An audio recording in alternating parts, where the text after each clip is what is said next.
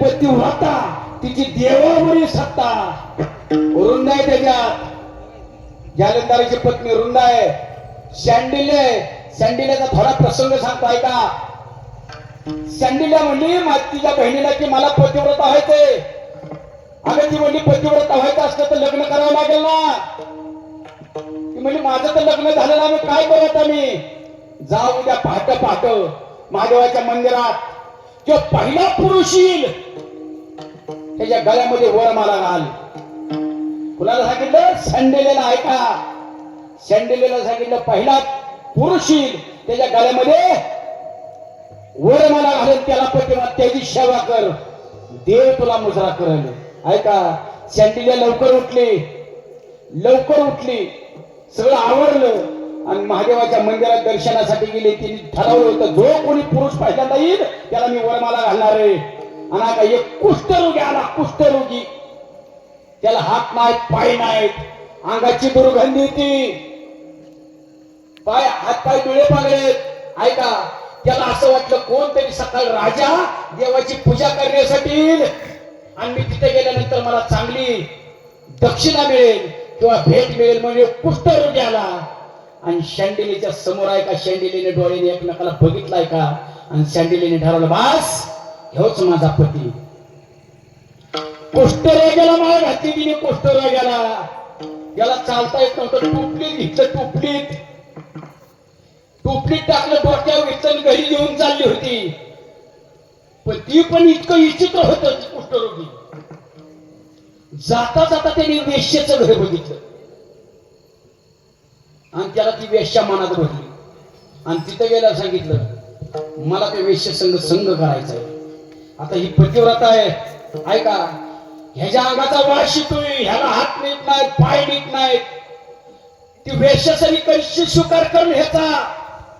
ऐका, मग ती काय करायची रोज शंडीला. ऐका, 2 वाजता उठायची, 2 वाजता त्या वेश्याच्या घरी जायची, झाडून लुटून काढायची, साडा टाकायची शेणाचा. ऐका, रांगोळी काढायची मस्त पैकी आणि रोज निघून जायची. रोज 8 दिवस तिचा दिनक्रम चालला होता. ते वेश्या म्हणजे कोण येतंय माझ्या दारात, कोणी सरंजाम करतंय, कोण रांगोळी काढतंय, तिला सुद्धा प्रश्न पडला. पण ती उठायच्या आधीवर ही निघून जायची. पण ही म्हणजे आज कोण आहे तेवढं बघायचं ध्यानात असू द्या. कोण आहे बघायचं, शोधून कोण आहे. ऐका, आली शंडिली, आली, झाडून काढलं, अख्ख्या अंगणात सडा टाकला, रांगोळी काढली आणि निघायच्या देतात तवर वेश्येने हाकाले थांब थांब. कोण आहेस तू? ही कामाच्या दारात एवढी सेवा करते. तिने सांगितले मी शंडिल आहे. मग काय एवढी सेवा करते? तू तर जाडी कुर्बान दिसती, घरंदाज दिसती आणि आमच्यासारख्या घाण लोकांच्या दारात तू एवढी का सेवा करते? तिने सांगितले माझ्या पतीची अशी इच्छा आहे तुमच्याबरोबर संग करायची, पण मला माहिती तुम्ही त्यांच्याबरोबर संग करणार का? आमचा व्यवसायच आहे तो. अहो, ती म्हणजे ते कुष्ठरोगी, त्यांना हात नाहीत, पाय नाही. अरे, ती म्हणजे तू पतिव्रता आहेस, महान पतिव्रता आहेस.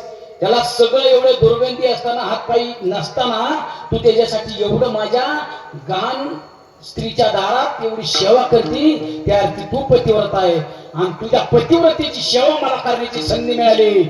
घेऊन ये तुझ्या पतीला. तिला आनंद झाला, गेली, पतीला टोपल्यात घातलं. टोपल्यात घातलाय का? टोपल्यात घातलं आणि घेऊन चालली. आणि त्याच वेळेस एका राजाने एका साधूला शिक्षा केली होती सुळावर देण्याची.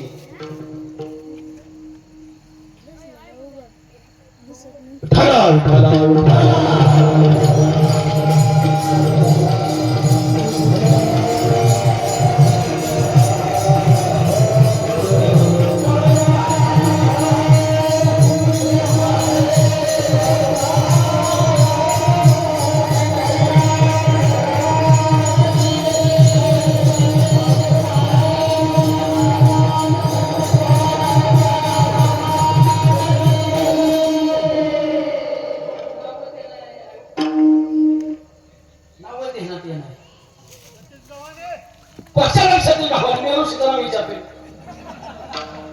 त्याला माहिती अहो माझ्या लहान शिक्षक केली परत मला खाली विदूर काका म्हणून पाठवलं. मी आठवड्यावर सांगतो ऐका.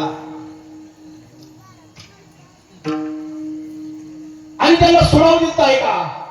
आणि जाता जाता ती इतकं येडं होतं कुष्ठरोगी ते सोडाला असं लात मारली पायाने आणि त्यांच्या मुखातनं शाप पडला बाहेर. त्यांनी अरे सूळ हल्ला मला वेदना झाल्या ऐका. ज्याने कोणी हा सूळ हलवला ना तो उद्याच्या सूर्यास्तापुढे मरण पावल. धक्काच बसला कुणाला शँडिलेला ऐका धक्काच बसला. अरे झाज मरण पावलं तर माझ्या पतिव्रतेचं काय. मी पतिव्रता कशी शोभल. आणि तिने सूर्याला सांगितलं तुमचं उद्या उगवलं ना तुझा भुक्काच करीन म्हणले. सूर्य उगवायचाच थांबला जाग्यावरच. सगळं व्यवहार बंद. सूर्यच नाही उगवला काय करू शकतो माणूस. जमीन पिकू शकते बाष्पीभवन होऊ शकतं आपल्याला सूर्यप्रकाश मिळू शकतो काहीच होऊ शकत नाही. सूर्यच उगवायचा बंद झाला. इतकी ताकद शंडिलेत होत्या का प्रतिवत्तेमध्ये. म्हणजे तिला काय पाहिजे होतं माझा पती महत्वाचा आहे. इतकं प्रेम पतिवर्तेचं असतं नवऱ्यावरती. तेवढं प्रेम तुकोबाई देवावरती करतायत. अजून कुणावरती प्रेम